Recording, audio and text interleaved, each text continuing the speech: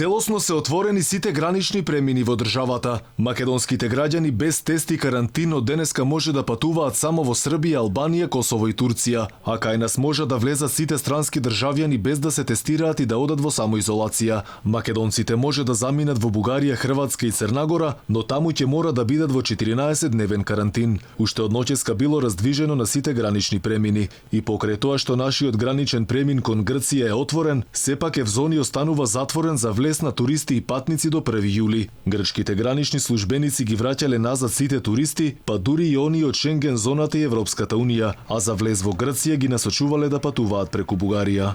Граничните рампи од денеска се отворија за граѓаните.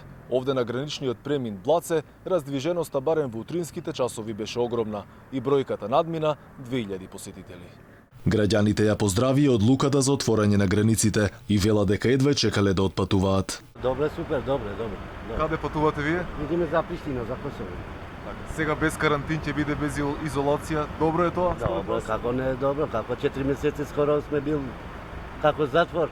Луѓе, значи, се движат, нас не интересира што е, како е, нам ни треба да имаме еден солиден живот, да имаме добро здравје, значи што е во интерес на сите. И се надевам дека опет ќе се вратиме на оние денови кога беше непрестанно поминување натамо и навамо.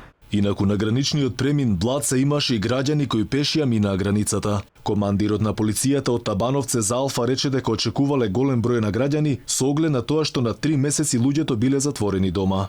Од 00 часот па се до 9 часот забележено поголемо раздвижување на патници и возила, каде што најверојатно граѓаните и нестрпливо очекале ова одлука на влада.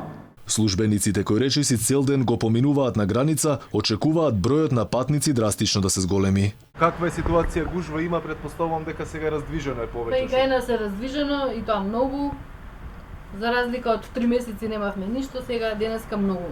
Инаку од среда целосно ќе бидат отворени и аеродромите во Скопје и Охрид, а во моментов се работи на протоколите за работа. Инаку според грчките медиуми, Грција на 1 јули нема да ги отвори аеродромите за 9 држави, меѓу кои секако спаѓа и Македонија.